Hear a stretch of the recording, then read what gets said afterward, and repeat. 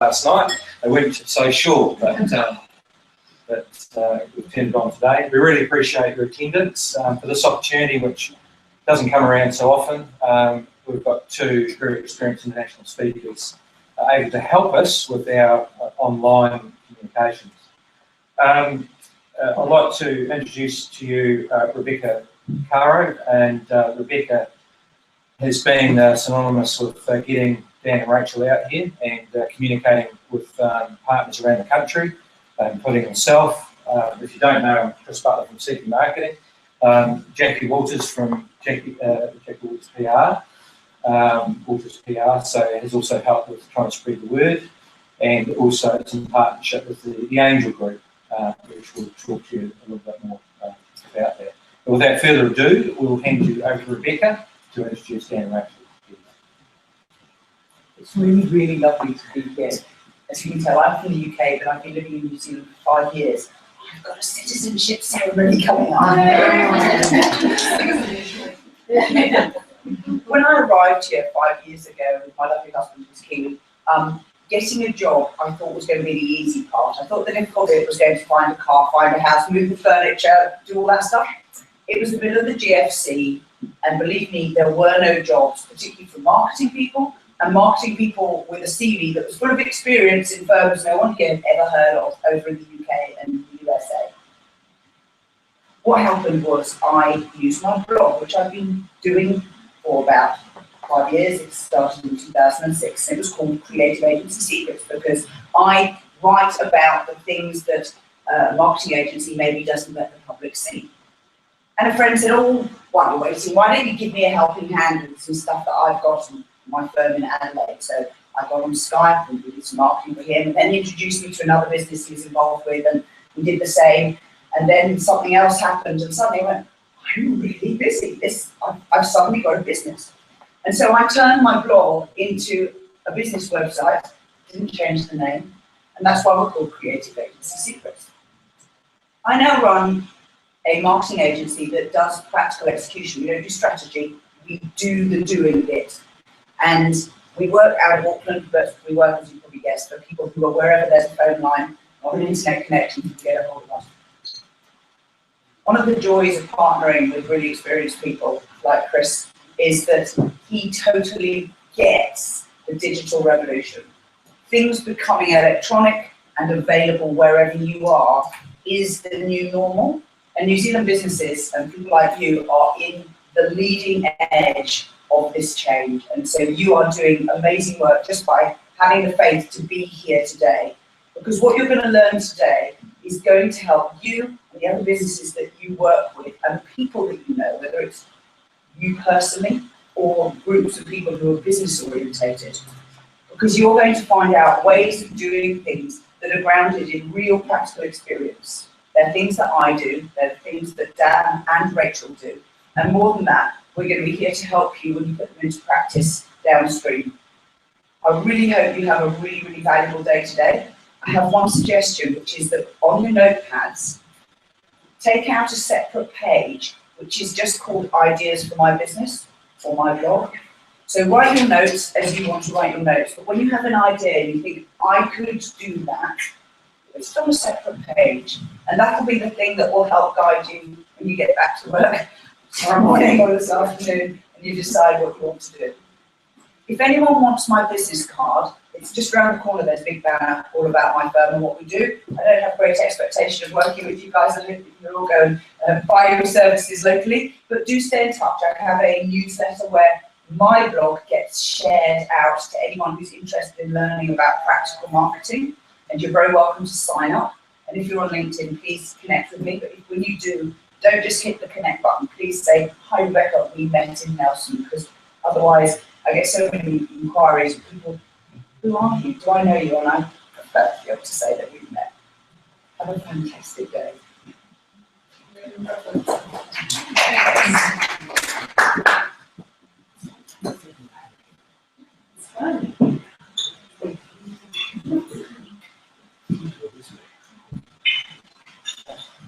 Oh, damn. Good morning. All right, we're going to start. Yes. we just get right into it? Should we just get right into the meat? Skip the intro, just go for the good stuff? All right. We were standing in the back realizing, oh, we forgot to hand out our flyers that we lovingly printed yesterday in Wellington. So Rachel and I run a company called Audience Industries, and Blogging Concentrated is one of the components of our business. Rachel started a blog called Finding Joy, findingjoy.net. Was that 5 years ago? Yeah. 5 years ago, and now she's been able to get the blog to the point where sometimes we have 200,000 people a day at the site. We don't always have 200,000 people, but it's a big site. One of her main goals every day when she posts something is, can she get 1,000 likes in the first hour? That's the goal. So there are a lot of things that we've learned in working with lots of clients and building up Finding Joy that we basically teach. That's what we're bringing to you today. We also run a podcast called Amplify, which was recently named the top social media and blogging and tech podcast in the US. So it's pretty much us just bantering about cool social media, tech, blogging things that are pretty helpful for you to know. I mean, it's comedic, it's entertaining, but a lot of the stuff we talk to about are the forefront of what's going. And oftentimes we talk about things that other news agencies haven't broken yet. Sometimes we find that our podcast goes live and then Huffington Post or Mashable starts talking about topics. So we're pretty excited. That's always the best day for me. Yes, we beat Oh, them. that's old news. Yeah. We're so out of it, we just knew it. But we research all over trying to find information for this podcast. And I love learning about all this tech news because it makes what we do even stronger, and it shows, I don't know if it's the up and down level that social media has, but we see all the different apps coming in, and then we can kind of pick out the cool things from the applications that are out there and websites, and then use them to apply to make what we're doing better. Which is pretty fun. It is very fun. So we travel the world. This would be the farthest that we've traveled. Of course, this is the farthest anyone ever travels. Because there's nothing beyond this. This is the end. As Rebecca likes to say, this is the end of the internet. We It said, just stops. no, we decided that you should start it with, this is the beginning of the internet, Yes. instead of the end of the internet. Because once the wire hits the bottom, there's no place else to go. Is it reverse? That would be just back it all up. Yeah. I don't think it goes to Scott Base. I think I they don't get know. something else. So all the red is where we went last year, or where we've already been, and the green is where we've got plans to attend right now. So we should have actually started switching the green from New Zealand. Oh, that would have been awesome. That would have been like as we're going. 4 reds and then 1 green left. Yeah. So we also are family people. These are my 4 kids, and those Rachel's kids. So between the 2 of us, we have People always add. a brood of 11, which is a lot. So this business supports 11 kids and then various other things. That's we seem to pay for. Food. It's a lot of mouths to feed. We just started showing this because we thought it would be helpful.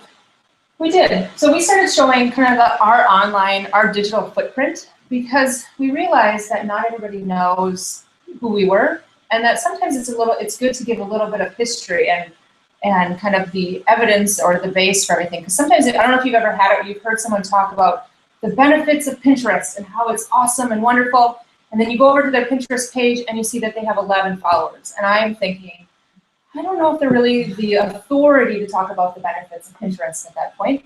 And so we share just to give that little bit of, I guess, social proof that we've been in the business and that we understand and love what we do.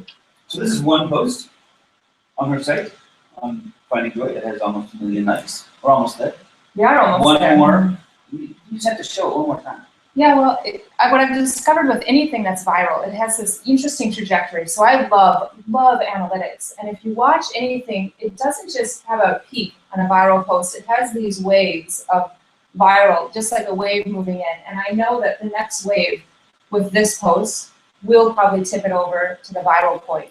But what's interesting about it is I always think everybody's seen it. And then if I reshare it on my Facebook page, people will say, oh, it's just what I need, I hadn't read it yet. So that's always good to keep in perspective too, because sometimes we think, oh, we've saturated our audience with this information, and this has got almost 2 million page views, and I can still introduce it, and people will say, oh, I haven't read it yet. So remember that some stuff that you've already written is old. You resurface the older stuff because there's lots of people who haven't read it. And a lot of people who need to read it again kind of forgot what they read the first time. So don't just ignore all the stuff that's on your blog that you wrote last year. We're huge fans of taking the dates, any date that you have off the blog, so that people don't go to it and read, oh, this is old, because, a cheese roll recipe. Yeah. Cheese roll with the bread. Cheese rolls. They don't believe me anymore. So bread with cheese, grilled and rolled. I'm from Dunedin. I spent 2 years in Dunedin. Cheese rolls are massive. So that kind of a post recipe doesn't need a date on it. People are really excited about pressing the back button when they see a date that's not yesterday. So if you take those off, our content is always fresh as long as the content is relevant in the first place. Have you ever had that where you pulled up an article or a post and you see it's from May 17th, or however you reverse that, 17th of May, 2011, and you think, oh, I'm sorry, it's old. So there's really a lot of power with not having that date right there in the top. So everything we do surrounds these So let's have to move over here. tenets. Have we even described them? Tenets and Yes. missions? Yes, I moved over here because all you could see of me was just from here down on the That's a video. good section. It was interesting. I decided, no, I'm moving over here. I might go back over there for that section. Honestly. So, I would say it's a mission, like the tenets, the mission, the foundation of who we are. Everything that we talk about on from Amplify Podcast to Finding Joy to Blogging Concentrate is all rooted in this, because I believe with any business, you kind of have to have that description of who you are. We met at AWeber Email Marketing Services, and they had their mission, their tenets over the door. When you walked in, it was right there, so everybody knew, including one of them said, have fun, which I thought was fantastic. yes. And our mission statement concepts are really the ones that we try to employ in our clients and in our classes. So for instance, our first one, this is a hospital. And in this hospital, the hospital has decided that all the window washers should dress like superheroes. It's because this is a children's hospital, and children's hospitals are scary, and this is something they can do for the kids. This is super personal for me, that in that photo of my group of kids, the littlest guy who decided not to look up, he has celiac disease. And so he was diagnosed when he was super little, he was 15 months. And he had to have a bunch of biopsies, and we were waiting for one of them. And at the Children's Hospital in Minneapolis, down comes like Spider-Man. And it was so awesome for him to see him. What we like to talk about is this idea of serving is, it wasn't the window washing company that decided to have everyone dress up that way. It was the CEO of the Children's Hospital deciding, we're gonna choose window washers that will do this extra step for the community. Maybe it costs more, but our mission, we're serving children here. Like when they had the mask where they put them to sleep before the operation, it wasn't just your standard mask, it was like a little elephant, so that the tube that connects to it was like that. All these little steps serving those little kids that come there trying to make their experience as comfortable as possible. So in that, we want your businesses to be centered around serving your audience. I mean, we're called audience industries for a purpose. We're all about how do we take an audience and turn them into fans, and turn the fans into cheerleaders. How do we get the cheerleaders to do our business work, to do our marketing, our word of mouth? How do we create that? So in this case, it's easy to see how a parent of a child would be excited to tell another parent about this hospital and how they really centered on the children. So we want you to think about on your websites and your business, how do we really focus on just serving our audience? Because they're the ones who pay the bills. And then in the middle is the speed bumps. Speed bumps is one of the reasons that you're here. And it's a lot of times we have a forum on Facebook called Free Weekly Mastermind, which you're welcome to join. We'd love to have you. It's entirely, there's no spam, there's no drama, it's 100% questions about how do we do this in our business? How do we overcome these obstacles? How do we get this done? How do we do this on our website? And one of the common questions is, I can't seem to get any traction on Facebook, so I think I'm just going to stop and do something else. And for us, that means that somebody has hit a speed bump and they stop. They don't realize that as part of business, there are always going to be things that make it harder. But it's our job to push through the speed bumps, because in pretty much all facets of life, a speed bump is only there to keep out the people who don't want it as badly as you do. But not to keep us out. We are supposed to be pushing through. We're supposed to figure out the algorithm. We're supposed to figure out how do we overcome this small obstacle. Because there are going to be a percentage of people who will never overcome that obstacle.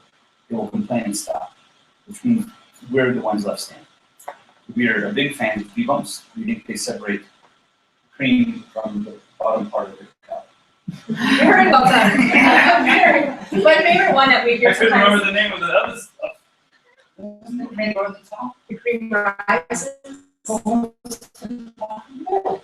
Is it trim milk or? I'm Yes. starting to learn all of that. My favorite one that sometimes we hear on the forum is, we think Mark Zuckerberg, who's the CEO of Facebook, is out to stop us bloggers. And I always think, like, I don't think he's got that much time on his hand to market against all of us. So this one is always be rolling the snowball. And you guys, do you get snow here? Occasionally? Do you make snowmen? Yeah. You grasp this concept. All right. All right, So you good. grasp the concept. That's what we're talking about. Everything we should do should build upon itself. No, that's good. That's good. So I live in Minneapolis, Minnesota, where we get crazy snow, like a ridiculous amount of snow and really, really cold weather. Sometimes I'll ask people, like, they'll say, oh, I've been in Minneapolis. And I'll say, oh, did you visit in the summer or the winter? And if they say winter, I say, oh, I'm so sorry, because it's so cold there. They get 75 centimeters of snow in one event. Yes, yes. So, but the idea of snow, would always be rolling the snowball, is it's really, really easy for us as a business to be creating all sorts of different things. Like, I'm going to do this podcast, or I'm going to do this marketing, or I'm going to reach out here. But if they all don't work together, then you're left with just a bunch of small snowballs, small business things that don't move you forward. And if you work with everything building together, it's a much stronger business platform. So sometimes we have clients who will get asked to be on local TV, just to do a little segment on the news about something. So our first question is, okay, so you're going to do that today, and 11 people are going to see it, and then what happens tomorrow? Like, where does that go? What happened to that activity? Did you get the recording? Can we use that on YouTube? And then we share that with the rest of our audience to show the social proof that, you know, a news agency trusts us to talk about our topic on the news. And if you can't do that, if there's no reason it's going to benefit you tomorrow, then it's not part of our snowball building. It's just an ancillary thing that's going to take away from our business. Because we can't afford an hour of getting ready, an hour of driving to a place, and then waiting for a 10-minute segment, and then an hour of going home for something that really 11 people are going to see. It's just not a good use of time. So, but that could really be, if we can get the recording, that can really be hugely beneficial to us. We can put it on a YouTube channel, we can email it out, we can share it with people, we can take screenshots and use it in brochure, we can use all kinds of stuff. So the question is everything that we're doing, are we able to use it to grow our business, or is it just a little something we did on the side that just really never helped them? I think too with this, with having been on media before, having done interviews is, or if it's a newspaper article interview, is I always have to go in knowing 3 things that I absolutely have to convey over it. Because when you're in that moment, you're like, well, I don't know. And so part of rolling the snowball, making sure that it's a really advantageous experience, is having those 3 things. I once did an interview for Huffington Post Live, and I had on the screen on little post-it notes the 3 things so I could remember them, because at that moment you get a little flustered. So this bottom one is my son Samuel and I at the 4th of July. We do fireworks and everything, and I'm up in northern Minnesota. We always say we're going to go up to the lakes, because Minnesota is also called the land of 10,000 lakes. There's really about 16,000 lakes where I live. Thank you, very kind. And I love this photo. My one daughter, my oldest, is a photographer, and she took it, and I love it because we are just in the moment, because I am not on my phone. Because we live in such a digital age where it's very, very easy to always say, I'm just going to do one more thing. I'm just going to check. And this tenet is the idea to give back to your shareholders, to give back to your family and your friends and those who have invested in you as a business, and to be able to shut your computer or to unplug without that nagging guilt. And we really believe that every minute that we're on our computers working, if it's not leading to the snowball of building our business better and stronger, then we're not able to get to these moments in time. We're just wasting time. And we're really wasting time with our family and friends. Because this should not be a hobby. In the middle, this is clearly me with my unbelievable pecs. I was swimming next to him, like, okay, just turn to the left and let the light shine right there. It's not a stock photo whatsoever. This is our concept that you are idle. We often have people ask us, can I do what they're doing? How come they're making more money than any kind of website? How come that plumber is getting more business than I'm getting and we both have the same kind of website? The fact is that no business is like your business. No website's like your website. Like, there's nothing the same about what you do that anyone else is doing. And for the most part, 99% of web businesses make no money. So if we look at other people and what they're doing and try to copy what they're doing, we just most of the time copy ineffective stuff anyway. So we think that you are island. Your site, your business, your topic, how you serve your audience, it's yours and yours alone. And we can look at other people's ideas, but the ideas are supposed to fuel our test. Let's test that on ourselves, let's see if it works. It's not to fuel our angst, that I tested that and it didn't work. What am I doing wrong? It's just some things don't work and some things do. That's our job, to figure out how do we overcome the little things. But when we start comparing ourselves and looking at other sites and wondering how come they're doing so much better, is when we forget that our business is our business alone. And every second that we're worried about someone else is a second that we're not serving our audience. You know, one of the phrases I tell moms all the time is comparison is the death of contentment. This idea that if we get stuck comparing all the time, people ask me, or us all the time, how do you do Facebook reach? Because this person does it this way. And we'll say, well, that's great for that audience, but you have to really discover and know your own audience, because if you're just comparing, you're really not spending time understanding your own. And our last one was picture of a fence, and that is the idea that we all live in a prison. There's only so much we can do. We only have so much money. We can't complain about the prison that we're in. We just have to move the walls. So a lot of people say, I wish I could do that, but I can't. You know, my parents run porchideas.com, and it's a 6-figure website that makes money on ads alone. And they post 3 times a month. And people think, wow, that must be the idyllic life. They can travel and all kinds of things. But in reality, they have risks that could hurt their business just like anybody else's. All of their traffic comes from the search engines. So it only takes, one cookie to crumble before the whole business fails. So they have their own risks within this idyllic setting that seems like, wow, 3 things a month, that's all they do. That's great. But at the same time, they have their own issues. And then we know other bloggers who post 70 times a day, 40 to 70. They post coupons and deals. For here's something free, here's something on sale, here's something free, like all day. And it seems like, holy moly, how could you possibly keep that up? But in the same breath, they're not dependent on the search engines. They don't have to worry about that risk. So we all have our own greatness and we all have our own limitations. We just have to figure out what they are and start to move our own walls. That's great. So I'm looking at our camera recording now, and it's totally like a Lord of the Rings trip where they're like the perspective. So I look like I'm about this tall to Dan. Oh, you are. Super tall. So perfect that we did that here in Lord of the Rings. Hello, that person. Yes, I know. Hello. So we want to do a quick little exercise. Because the exercise is going to be something awesome. It is And awesome. the exercise you're going to like because it is a chance for you to say your name and who you are. And we're going to take a quick note on that moment of time. And then we're going to turn that into that. So we can start. How about the middle table? I'm an actual child, and I work at a development company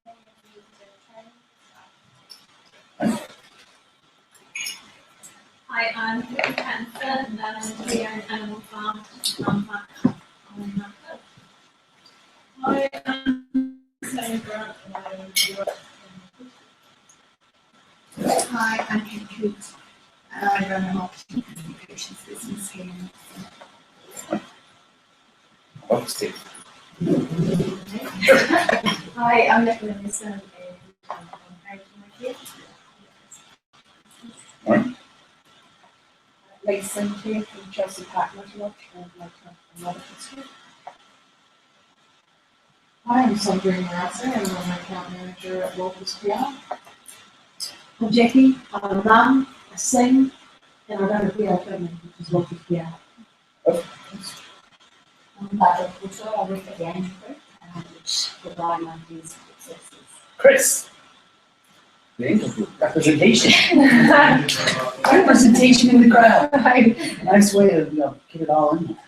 I'm Patty Weiser, I'm retired, but I've been volunteer. Or, Hospice, Association of Administrative Professionals, I do workshops in town for businesses. we have to believe hospice workers are the angels of the world. Yeah, very much so. There's a special kind of person for that. Terry, Greenmaker, celebrant, and then Lucy works for the Design Development, which are working with the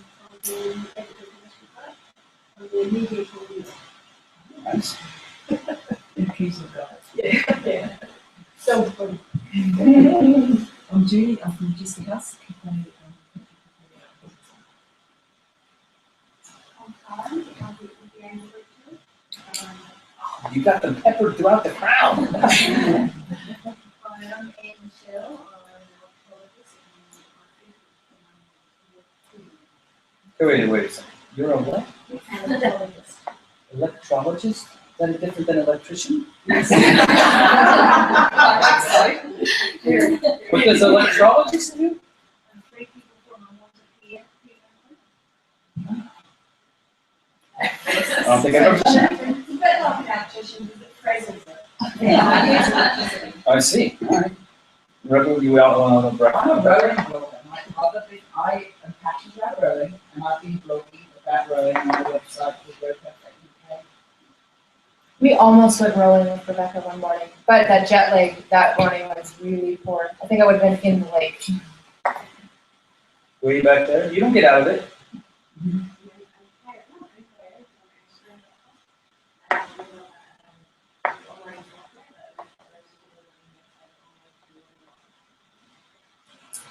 Okay, great.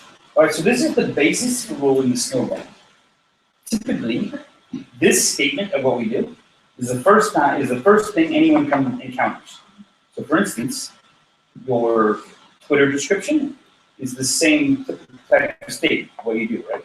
Or your business card has your statement on it. These are all the first time someone comes in contact with your business. Now, if the first time someone comes in contact with your business, such as your Twitter page, does anybody here use Twitter? Anybody not use Twitter? Can we shame you publicly? We don't shame. Oh, we don't? We don't do that. Oh, No. yay for not using Twitter.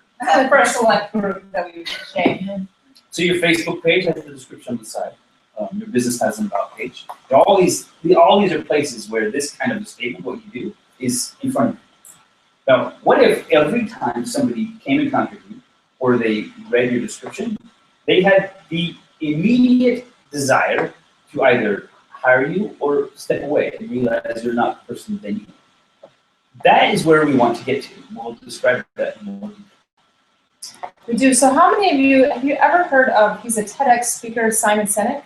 Yeah. Yes, so Simon Sinek is famous for his idea of why. So everybody in this room started with what they did.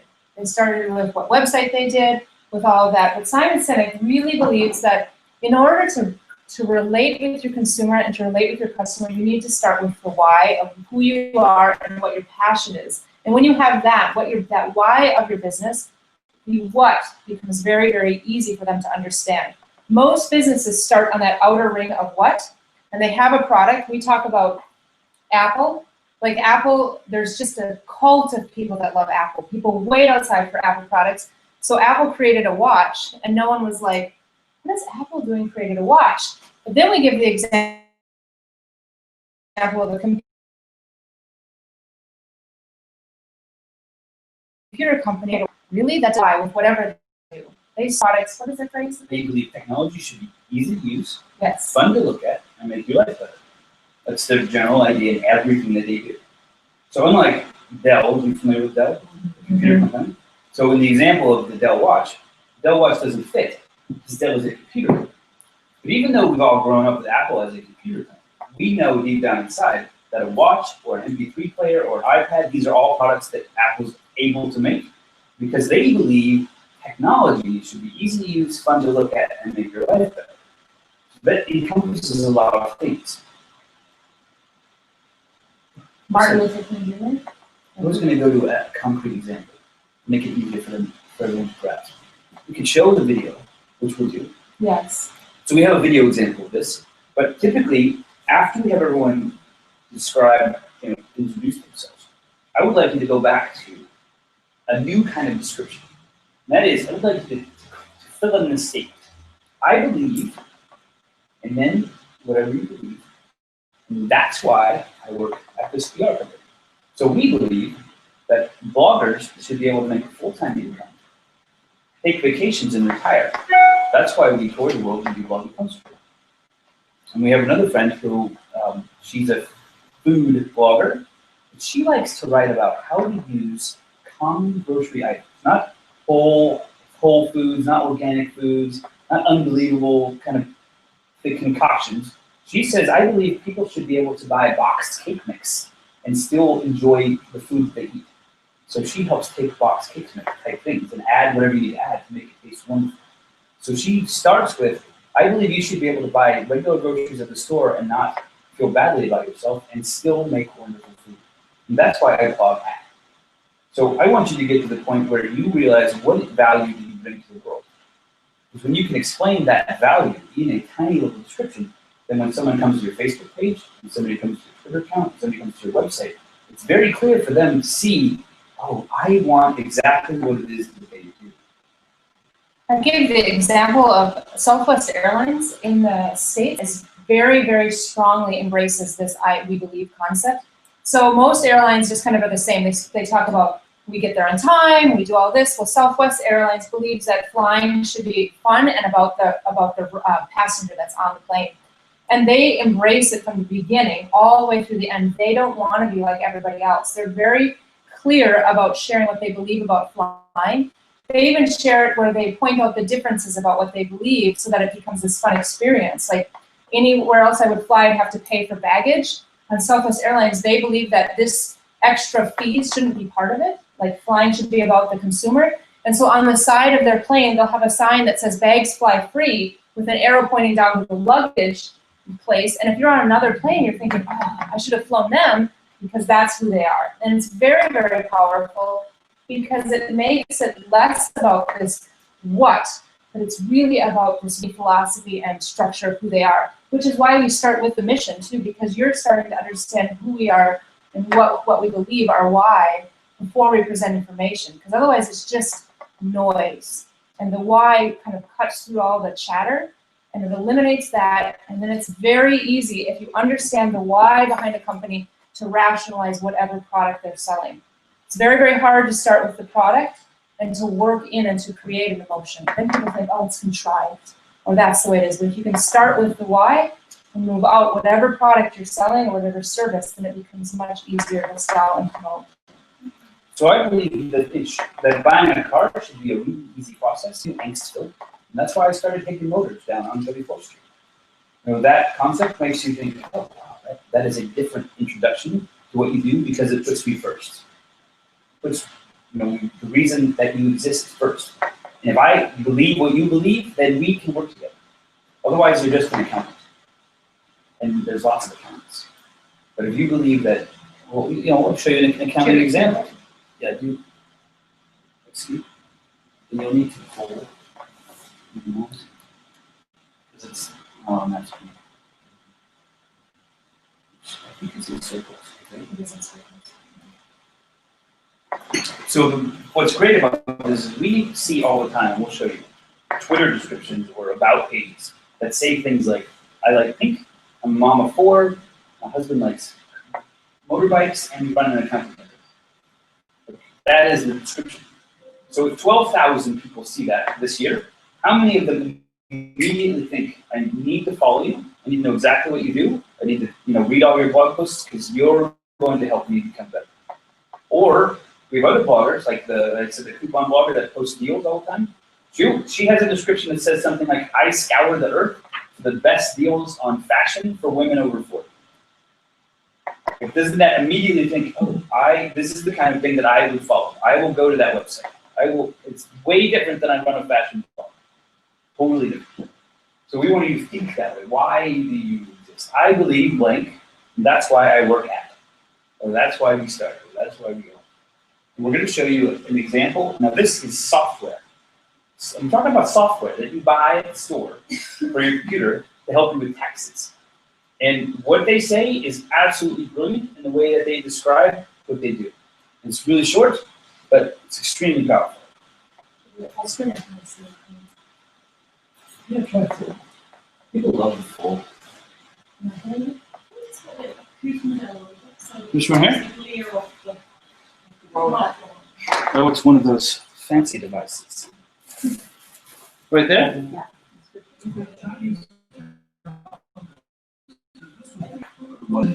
It was the year of the few. Think of all you've done. Think of what you've accomplished. Think about March.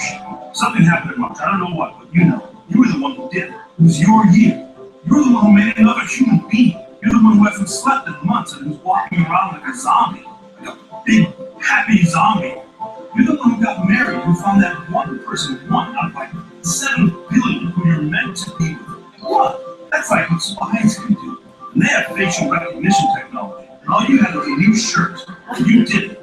You're the one who bought a house, or got a new job, or went on that business trip to Des Moines and bonded with your coworkers in Des Moines. Like, really bonded with your coworkers in Des Moines. Still pull off the 7 a.m. presentation. You're the one who gave your favorite shirt to charity. You love that shirt. You gave it to someone else who needed it. Yeah, your wife would do, but you did it. You did a lot this year. Nobody knows that better than you. So we think you can answer questions about the things you did. Simple questions like, did you get married? Did you have a baby? Did you buy a house? That's what taxes are, a recap. The story of your year. That's why we make the tools we make. That's why we do everything we do. Because we think you should be the one to tell that story. We think you're the best person to do your taxes.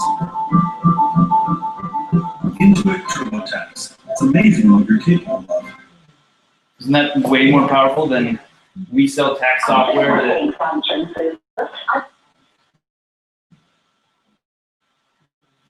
that you know, services both your taxes?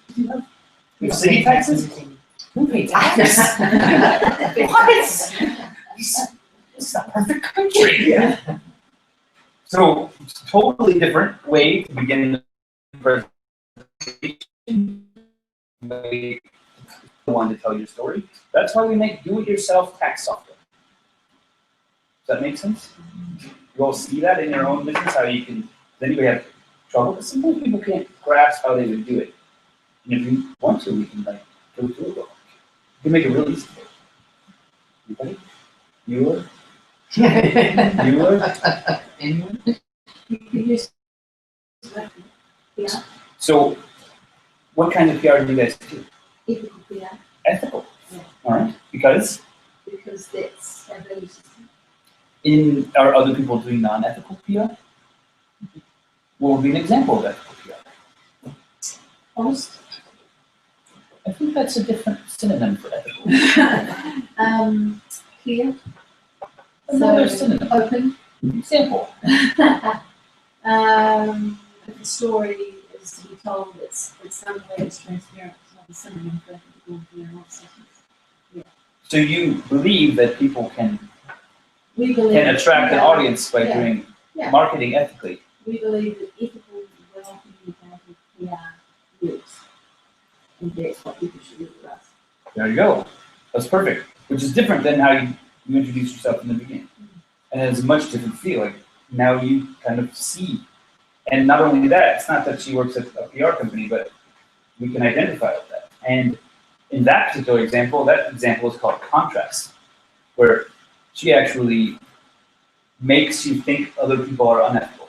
She contrasts what makes her different, which immediately becomes your unique selling proposition right inside the I believe. Would you like to give a thought? She's got the perfect one. Oh, well, let's hear it. Stand up and do the intro again, because I couldn't have it. Come on. I believe.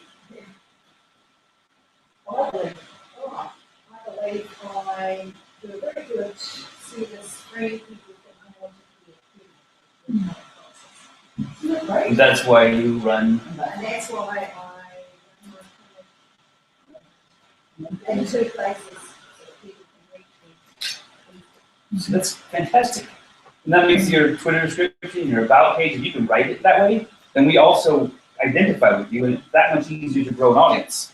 Because that's really what we want to do, is to grow an audience. And the easiest thing that, I mean, we all know who Martin Luther King is, right? So he shows up in Washington, D.C.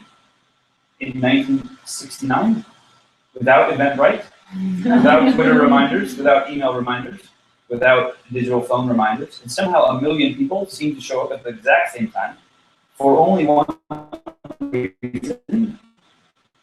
Because when he told you what, and everyone who showed up believes the exact same thing. There are hundreds and hundreds of people who are for civil rights. But he's the only one that made you think this guy is the guy to speak for me.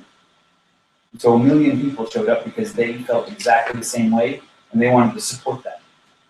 This is the exact same thing that we want to create. This is what Apple has already created. We believe technology should be easy to use, fun to look at, and make your life better. And people put tents up outside of stores before the next iPhone comes out because they want that. They believe exactly the same thing. And there's no difference between you and I and Apple and Martin Luther King in terms of creating an audience who will champion what we do. And the only time you champion something is when it resembles the same thoughts that you have. It becomes an extension of what you believe. Because rarely do you share on Facebook about a company you don't like, because you don't want that to come back to you. Like, oh, don't like that. But you do share stuff that you really do like, and you think that would be a good reflection of me. Like how many people here share like pornography on Facebook? Like, do we not? Because we know what? We know it's a reflection of us. Like, even if it was funny, like, I know this is pornographic, but at minute 30, it's a great joke. Just ignore the first part, but we don't do that because it's a reflection of us. So that we want everyone who is the same to reflect us to everyone else that they know. I think that Dove does a really good job of deciding to embrace what they believe. They have this strong belief about women, that women there's this level of real beauty to be found in them. And even though they're a cosmetic line, they produce a lot of commercials, or do they do all that really encompasses that belief statement about who they are. Another one which we talk about in our Circles curriculum is even the idea of the Olympics. It's like they have this deep belief in people and in athletes and what they can do. And they don't have to ever come out and say, we offer this every 4 years and do all this. They believe in the power of people and athletes to make a difference. And they share their stories in that way. So we didn't find too many unique belief statements because sometimes sometimes it just gets redundant. We try to find the same kind of examples in a different way. Yes. So this one we love, a co-working space for people who don't like to work alone. So the same concept, but a different wording. And we love this particular Twitter description for a co-working space in Richmond, Virginia, because it's very clear what they do, who they represent, what kind of people they want, and that's what we want. It just doesn't say, downtown Richmond, we have 4,800 square feet for urban professionals. No, like, that's not the same thing. Like, who gets the champion? Who feels like they're rock stars when they get here? These people do. Country Club for nerds, startups, and creatives. Nerds are proud of being nerds. This is the thing. Quilters are proud of being quilters. They're all proud of whatever we self-identify. So how do we make them self-identify with that? So how do we tell them what we are? Does that make sense? We tracking. Is that a US term? Tracking? I don't know. Does anyone else have a statement that they revised? I love hearing it. This is like the favorite part of my day, is to figure out, was it in Auckland that we had an individual who ran the Park and Fly for the airport. And his was so fun because it was the service that he offered and how does he distinguish himself from all the other services. So it was really neat to hear like what they believed about what the whole parking experience should be. And when you can share that, then people that are looking at 4 different businesses that are the same have this understanding that they're going to make the experience easy or fun or whatever makes them different. So like with yours, the idea of this freedom, that's great, because then anybody that's looking for electrolysis or the hair removal in that way knows, like they have this way that we can relate. Because then I can say, okay, you understand what it's like, and it creates that initial dialogue without having to even speak face to face. One more? We have a shortened day. I know, it's hard because I'm trying to keep it short. No, I'm long-winded. we can't expand like 4 hours. We have to just keep it to like 27 minutes. So Okay. I thought maybe we should go on. All right, let's go on. Is everybody good with that idea? You grasp how that's part of the snowball. Because if the right people follow us on Twitter, then the next thing that happens when you share a blog post is the right people are looking at the blog post, the link. Because how are we going to get them to the site unless they're the right people at the beginning? We start small, make sure we get the base right. Everything, I'm talking about your business card too, the back of it should say. Because when you hand it out, it should be clear, like, oh, I should call that person. But it just says their name, like ours does today, because we were heard. Oh, ask for mine. I know, I was thinking about every time I hand it out, like, this is what happens when you order it last minute. Yes. So everything, so this is part of the snowball. Because if we don't get the right people to start with, then you ask your web designer, how come nobody's clicking the buy button? And then the web designer says, well, let's try changing it to orange. Let's see if orange would be a better, like, people will click that. But how about, let's make sure we have the right people on the site to start with. And then we'll find out if the right people are there and they're not clicking it, then we go on to physical modifications. So let's get the right people into our business to start with. I have a really good example, I just remembered it. So my son, he can't eat any gluten at all. And when you go gluten-free, sometimes at least my mindset in the beginning was, now I'm gonna have to eat sawdust food. Like it's not gonna taste good. So I had this like issue that I had to work with. Well, there's a gluten-free company that I work with in the States, and there we believe, they don't say we believe, but they talk about that gluten-free food should make you happy, which is an interesting concept that they believe that when you eat that type of food that you're not gonna be like feeling like you're left out from what everybody else is doing. And it's peppered throughout their website, like gluten-free joy and all of that. Like they're embracing that whatever they produce is not gonna make you feel like, oh, they've got the better muffin over there, I really like that one. That type of living can indeed be happy and joyful. I don't know if you knew that one. I didn't even use that before. I know, I just thought of it. That's fantastic. We've been doing this for like 3 years. I know. You've had ample opportunity to come with that example. I was waiting for the right setting. 2 years, I know. 70 events. I know. So what was it about this room that made you think I should come up with an example we should have had 2 years ago? I think it's, you know what I think it is? I was thinking about everybody's businesses that they own. And this was a solid, concrete example of a company that offered a product that they used their differences to resonate. I like it. Yeah. So we're going to move on to the section that we call How to Be Awesome. Now, How to Be Awesome is about traffic and relationships.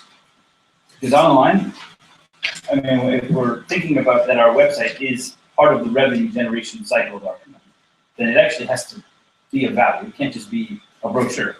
We need to get the right people to the site, and oftentimes traffic is the hardest part. So we want you to think about traffic in a little bit different way. So I've drawn this little ladder here. That's good. And I want you to think about, remember, we love the term audience. The internet is different than your business, than your hair salon, or your auto body shop. Because the internet allows you to create an audience, whereas the hair salon allows you to create customers. So an audience is different than your hair salon customer because the audience has likes. Now, we just spoke to a guy this week who has a ukulele set.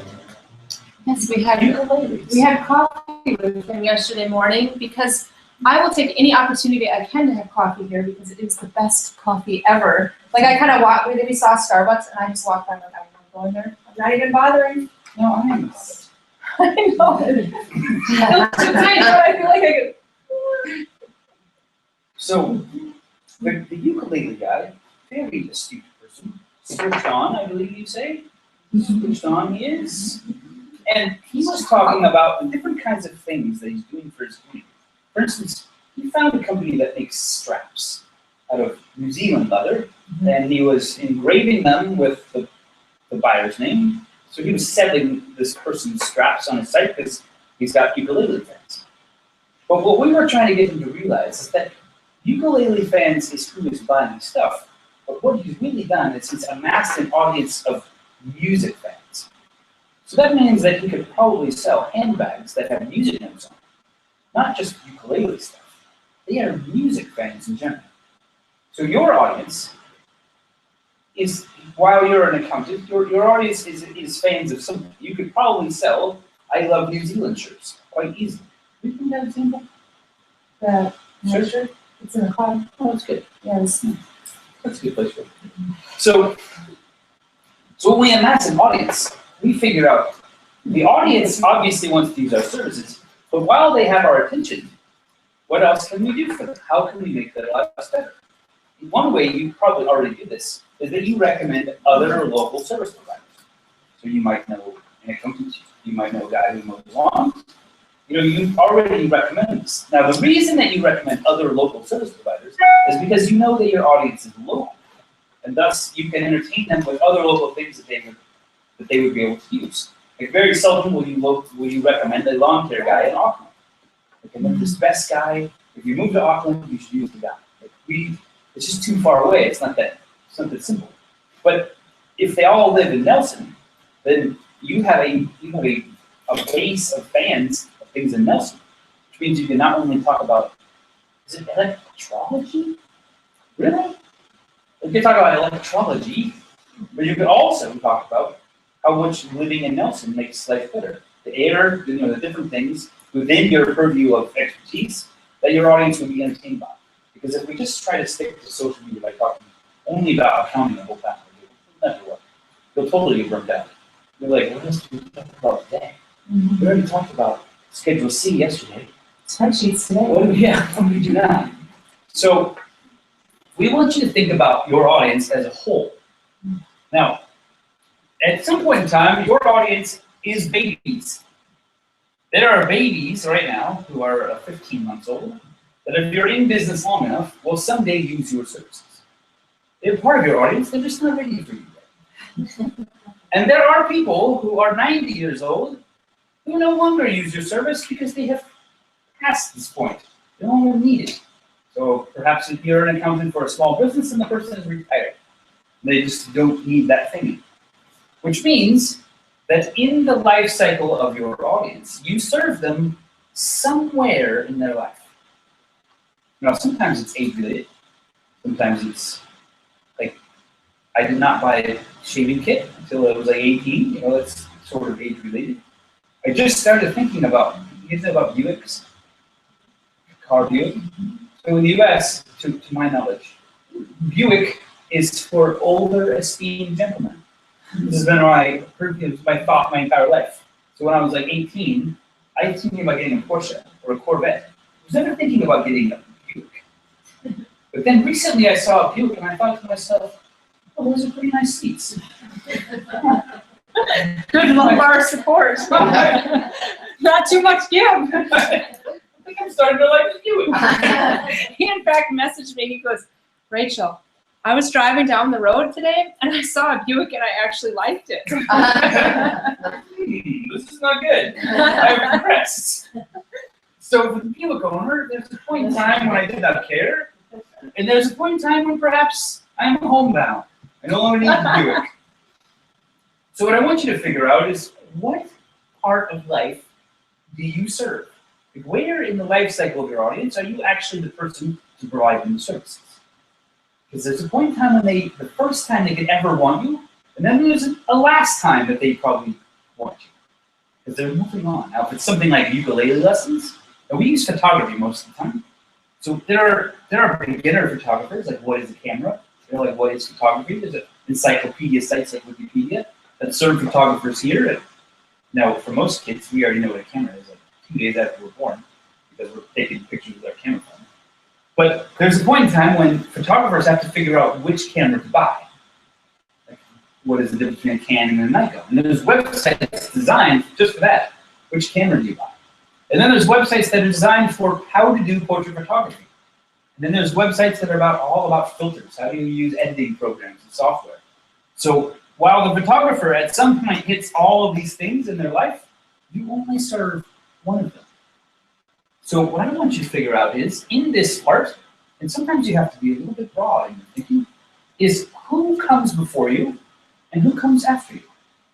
Because these are your strategic partners online. Because if there is somebody who comes before you, like Rebecca and Chris, and you guys in the PR department, you're marketing. So what stage in a business does the business owner finally realize they need to do some marketing? Or they have money to actually spend on marketing?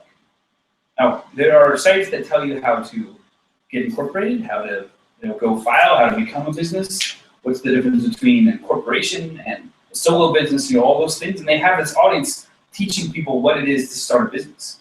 Like, starting a business would be a great audience for them because those people are going to finally get to the point where they need marketing.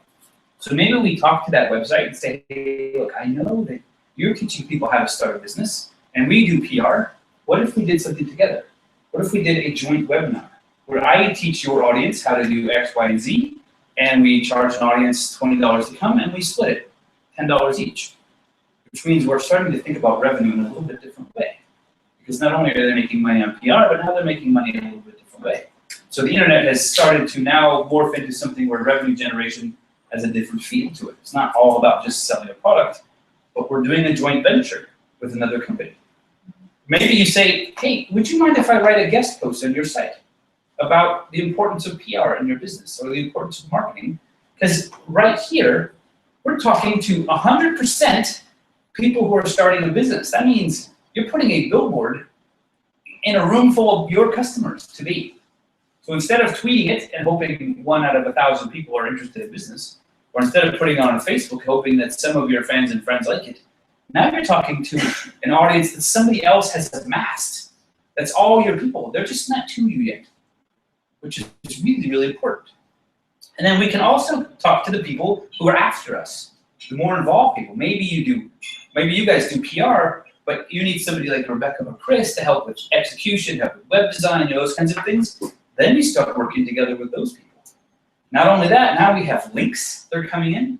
We've got Rebecca tweeting about them. We've got links going back and forth. We've got people working together, and we're all standing in front of our customers that might not even know who you exist yet. Because you know that there are millions and millions of people around the globe who want what you have. They just don't know you exist. Now, if you're a local service provider, that millions and millions gets kind of narrowed down, to 8 or 8s and 10s and 20s and 40s. But some people just don't know you exist yet.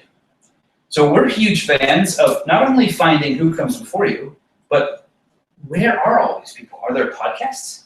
Can we ask to be a guest on a podcast? Can we ask to write guest posts on other people's websites? Like, where can we get in front of our audience where we're talking entirely to our audience, and now the only thing we need to do is resonate with the percentage that match our personality, match the way we think, match what we believe. Because there's lots of PR companies, and only some business people are going to go with them. Some people are going to go with somebody else. It's just a fact of life. We don't serve everyone. But if we start to think about where our audience was the day before they met us, this is where we can start to market and not rely on Google, not rely on Facebook, not rely on Twitter. But now we have, an entirely new audience to get in front of. And as long as she's serving Rebecca's audience and Rebecca's serving Chris's audience, then everyone wins. Because now you're making them smarter and you're introducing yourself, and we're not having to rely on crazy ways of traffic, and we're not worried about algorithms. We're really starting to build something that works. What I like about it, with going back to the ukulele guy, is one of the questions I asked is, how do you decide? How does someone decide, like, now I'm going to play the ukulele? Like, that question kind of gives an insight into who's right before. Because there's a question that people will decide one day, like, I'm going to skip the guitar, I'm going to go right to the ukulele. Or Rebecca, I was with her rowing site, like, what is the stage right before someone decides they want to be part of a rowing club? Knowing and understanding that. Then I was thinking, with you have tourism, right? I was thinking, where do they come right before they would visit you? Like, what's the trajectory? What's the path of somebody doing that? Like, I look at all the Lord of the Rings sites. Like, if they could communicate with each other, like, hey, if you're going to go here, here's the next place that the tourists would go, and have that type of linking in. It's much more powerful that two locations working side by side saying, okay, now that you visited Hobbiton, here's the next place on your journey that you should go. And then the next place can go back and forth and work that way. What's great about that is because, coming to New Zealand, we obviously try to figure out what we should see. So then the question is, do we go all the way to Nelson to see the guy who made the rings? And that's all we do, like we go all that way from Auckland to Nelson to see that. But if on the site, there's also an article about Abel Tasman Park, which is nearby, now I've got 2 reasons to come down here. Now all of a sudden, they